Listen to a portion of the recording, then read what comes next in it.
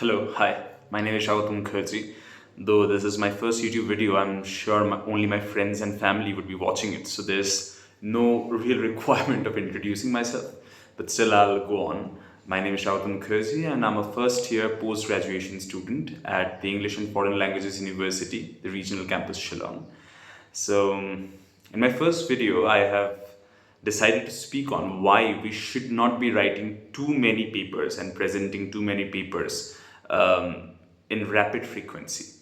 I understand that many of my friends are in the same discipline as I am, English literature, and they are writing a lot of papers, which I duly appreciate, and I have a huge amount of respect for them because they're putting in a lot of hard work. But again, I wanted to speak on this topic, so no disrespect to anyone, but I have to speak on it because I think it is really, really important. As literature students, first of all, because this is the first video, I'll try to keep it short and speak less, though I have this habit of speaking a lot, and I'm duly insulted by few of my friends for this. But starting this YouTube channel is coming from a place that I speak to one of my juniors very frequently. And he and I speak on literature, on films, on poetry, on plays, and we speak a lot. And we see that the discourse is often very, very interesting and fruitful. We both grow. Alright, this is to let you know that I stay in a hostel. So this is my hostel room, and you might hear a lot of noise from the surrounding because I am filled with neighbors from Kerala, from Andhra, from Assam, from Bengal, and other parts of the country. So they are very nice, they are good scholars, but they're often very, very noisy. So can't help. If I get a bit of love on this channel, I'll try to improve my equipments and offer better sound and video quality in near future. So coming back to the topic, I wanted to discuss why writing too much and presenting too many in rapid frequency is actually a very futile exercise for a literature student or any student who is into academia, because I can speak for literature students who are working on culture, literature, at large society, and human beings.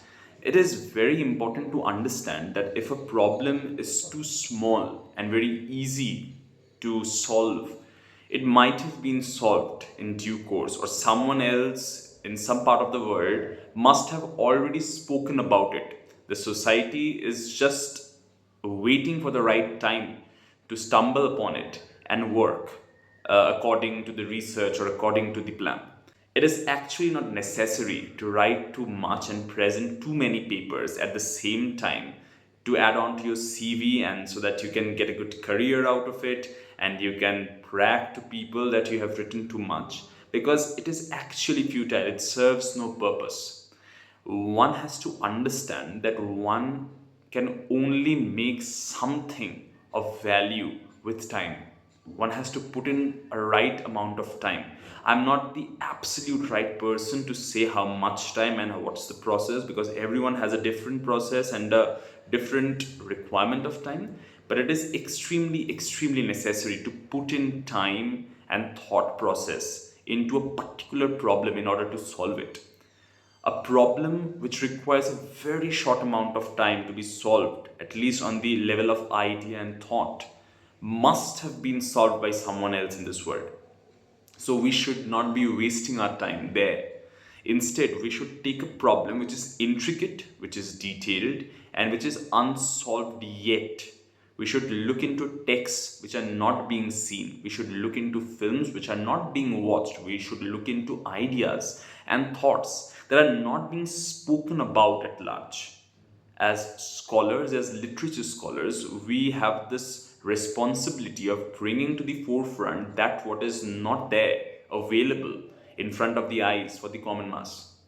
And we should make it as lucid, as simple, and as approachable as maybe a film made for children, so that everyone understands where the scholars wish the society and the world and the mankind to move. I think this video is coming from a deep sense of frustration, from seeing this phenomena going around that everyone wants to write too much at the same time and on the same topics. It's often seen that I have done my bachelor's under University of Calcutta, and pardon me for saying Calcutta, I do not really like the term. I love Kolkata, love to use Kolkata, and I often rectify people when people use Calcutta. But again, it's a name, so I cannot change it. So when I was doing my bachelor's under University of Calcutta, there was a certain syllabus prescribed to us. There were certain authors, of course, they were brilliant. They have done work of a certain magnitude and they should be spoken about. But we must understand that the authors that are prescribed in a syllabus are already being spoken about a lot in this mechanism of academia. People often think that academia and paper writing are just ways of building your CV in order to land with a good job. But I must clarify this that academia is a mechanism. It has been going on for very, very long a time. Maybe it has been going on for 200 years, 2 centuries.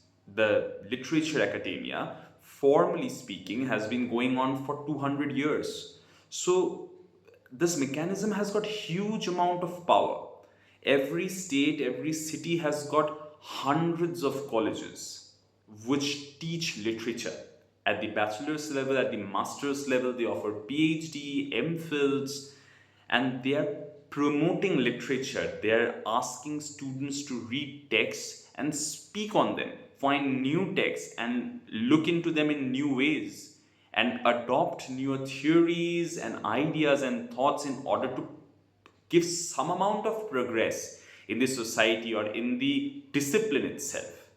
But people often think that this mechanism is actually very powerless, very fragile, and very futile to be worked with or to be worked in. They exploit it like anything just to make their CV. Suppose I'll give you an example. Suppose there's this writer called Premchand. He has written prolifically, and people should be reading his work, people should be talking about him. But this is also very, very necessary to read Premchand, and having seen that he has been worked on so extensively for such a long time, we should now use him as a reference that we are watching and we are looking into a new work, a new text, which has got certain similarities that were also being spoken about in the works of Premchand. He should now become a reference, working on his short stories, the same ones over and over again from the same lenses, speaking the same things in a slightly new grammatical way is of no value.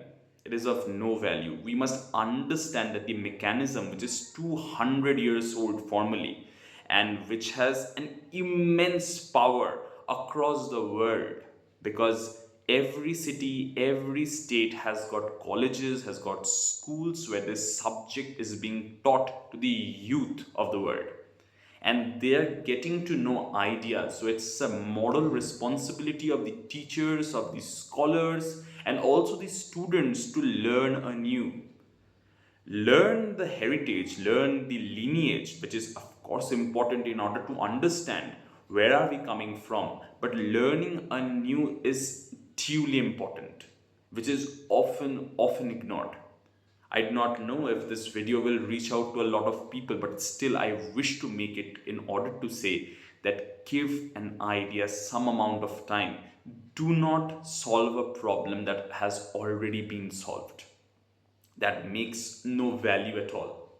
Take a new problem, take a new text, look into it in a new way, try to bring up with a new thought. You may say that this thought is not of immediate requirement for the society. I understand. If one can work for the immediate betterment of the society with a thought, with an idea which has got a very instantaneous cause and effect in the society, that is beautiful. But there is no reason to underestimate a work that is not of instantaneous effect. There can be works of all natures till the time it is new, till the time it is fresh, till the time it is contributing to the discipline and the subject.